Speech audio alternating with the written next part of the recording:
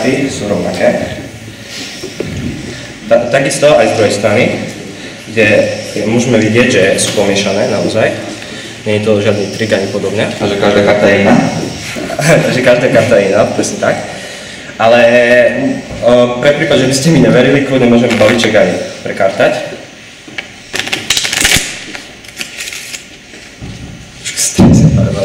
Dobre, takže Peťo, nechám na tebe vybrať prvú kartu. Tuto, dobre. Môžeš si ju pozrieť, ukáž ju ostatným, kľudne aj divákom.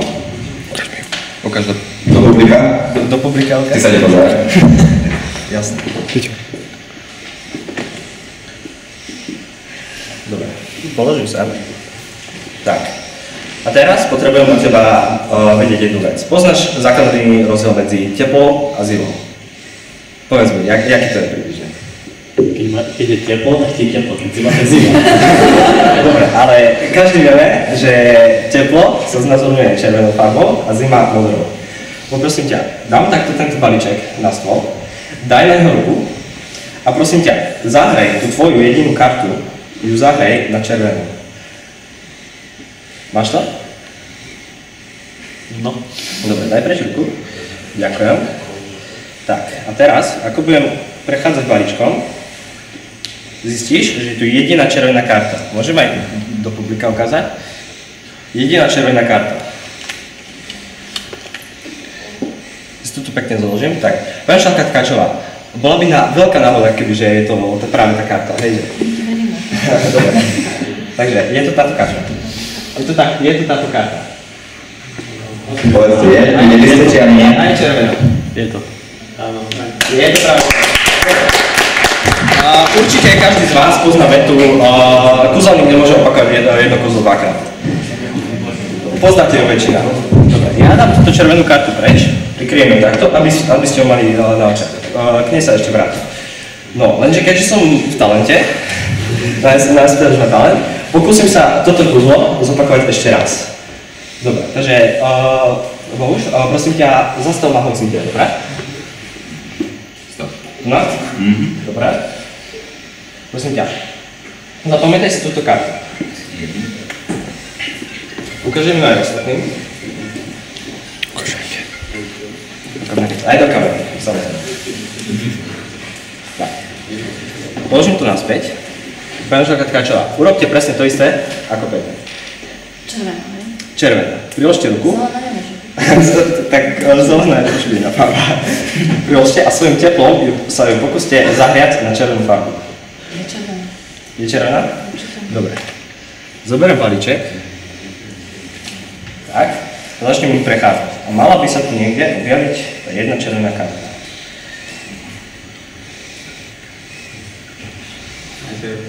Aha. Žiadna červená karta tu nie, ale možno som ju preskočil. Skúsim to zopakovať. Možno som ja zle zahývala, možno No, ešte... 100% to je zle zahrať, teraz si myslím. Dobre. Vidíme, že tu žiadna červená karta nie je. Takže vlastne skúsil som sa zopakovať to isté kúzlo. Lenže nevyšlo to, keďže tu nie je jedna červená karta.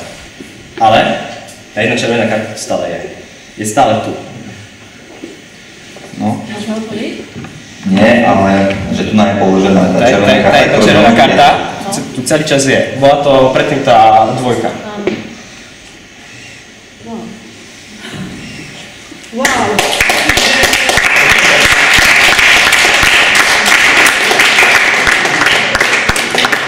Ako dlho sa venuješ tomu? Presne tomuto kúzleniu asi rok, ale ja som práve začal s tom cardistry, čo je vlastne rôzne prehadzovanie balíčkov ako toto. A postupne som prešiel na kúzla. Ja som povedal, kúzla nemal veľmi rád. Nechcel som sa ich učiť, ale postupne som k ním došiel, že naučil sa byť kamarátom. Čiže to bolo skôr len, ale si sa pochválil. Viac menej, áno. Ale už sa k tomu venujem rok a už to začína byť také profesionálnejšie. Už som aj bol na jednom zraze kúzelníkov v Košiciach a tam sme vlastne trénovali. Áno, čiže už máš aj viac nejakých čísel, tak ako... Ani nie, práve že ešte nie som až taký profesionál. Ten rok je veľmi krátka doba na také väčšie kúzla, čiže zatiaľ je to také malé kartové. Čiže sa chceš tomu naďalej venovať, áno? Určite, kľudne aj po celé štúdium SPŠ. Je to stále nie je do hlavy, takže povedať sa nedá iba to, že fakt máš talent na tie kúzla. Ahoj, čo nám ukážeš? Budem hrať na elektrickej gitare časť piesni od Green Day, Boulevard of Broken Dreams. Super.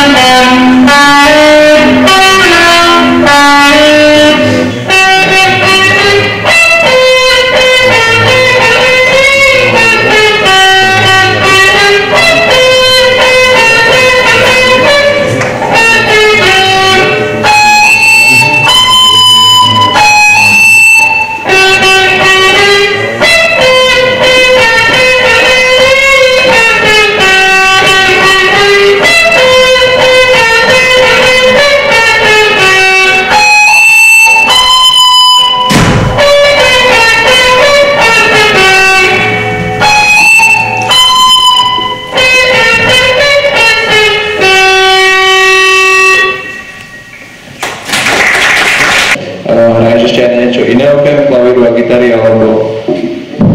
Hral som ešte na pianetu, ale to je jak klavír, takže ma to tiež nebavilo. Ty si ale šikovný. No, rozvíjaš nejak ešte tento talent. Predpokladám, že sa tomu venuješ. Hej, venujem sa tomu, teraz sa venujem iba tomu, ešte pomedzi to čas od času si s kamarátmi zahrať na base. Máte nejakú kapelu alebo takto? Kapelu by som to ešte nenazval, ale chodíme hrávať spolu a vytvárame nejaké svoje piesne. Ja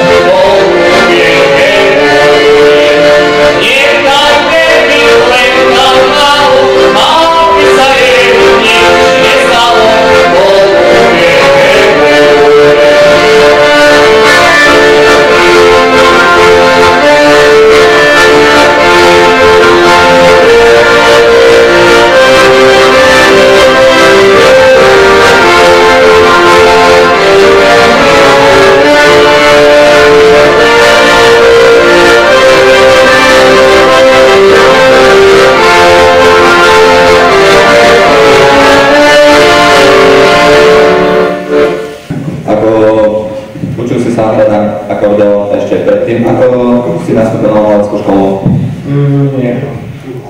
A čo tak k tomu viedlo? Rodičia? Alebo sám? Bolo také, že som bol u sesternici, tam mala Moniku, lebo ona sa na nej učila, tak som chytil na ruku a ako na sedla som skúšal sa tak primykať a som ma otec opýtal, či by som nešiel skúsiť, tak som povedal, že za skúšku nič nedám. No Adam, skutočne zvážte a prehodnote, ako trávite ten čas, lebo je to škoda, keď sa nevenujete s takýmto talentom v nejakom súbore. A možno aj ďalší školský rok by sme mohli otvoriť nový folklórny súbor Priemyslovák, lebo talentov tu máme dosť veľa šikovných. Zvážte. Bola by to škoda, keby ste ten talent, ktorý máte, nerozvíjali ďalej. Bolo to krásne, ďakujem. Ďakujem na to a hlavne si neobmýš.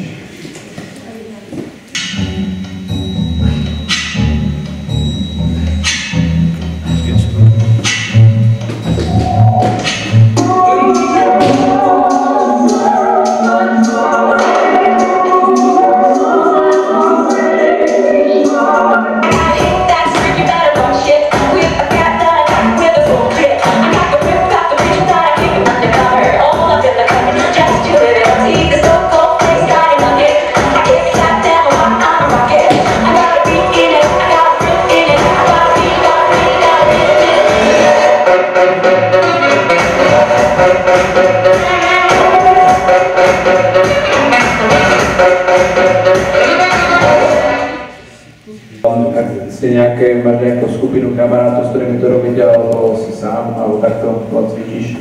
Popravde mal som kamarátov, s ktorými som skákal, lenže prepadla ma lenivosť. A teraz som si tak iba povedal, že vyskúšam to, aj keď mi to nevyšlo podľa predstav, pretože už nie som taký ohyvný, ako vtedy.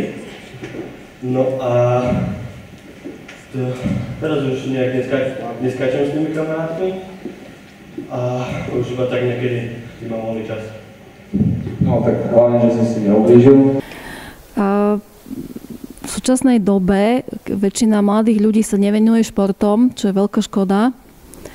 Aj keď v podstate mali by sme sa všetci snažiť o taký harmonický súlad tela a duše v našich životoch, tak dúfam, že vy budete takým vzorom pre ostatných, aby neprepadali tej lenivosti a aby skutočne na sebe pracovali. Veľmi pekná ukážka. Čo nám dneska predvedieš? Kúskov, ako sú jednoduché triky. Na toto bicykle, áno? No, ďakujeme. Tak sa predvedie.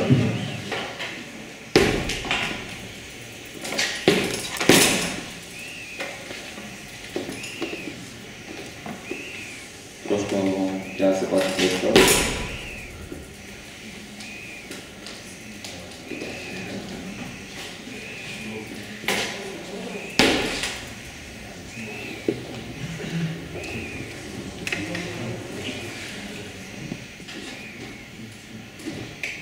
Dobre, ďakujeme ti za tento.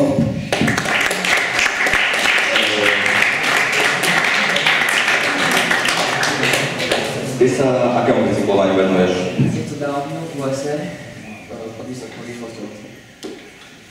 Čiže väčšinou dole kopcom po cez nejaké prekážky, cez skoky. Chodíš aj na nejaké súťaže s tým? Chodím na občasné súťaže, ale na Slovensku nie sú tieto súťaže, takže aj do zahraničia. Do zahraničia kam? Začal do Rakúska. Do Rakúska. Ako dlho sa tomu venuješ? 6 rokov. No, keď sa nás bude pani upratačka pýtať, že kto porobil čmuhy, máme odpoveď. Budeš si to prátať. Keď bolo asi toho priestoru viacej, tak niečo viac by si asi, keď sme boli vonku na dvore, pozastaviť nejaké prekážky, tak bolo by to asi lepšie, ne? Tak na budúci rok by sme to mohli spraviť, takže by si sa prihlásil, aby sme vonku spravili.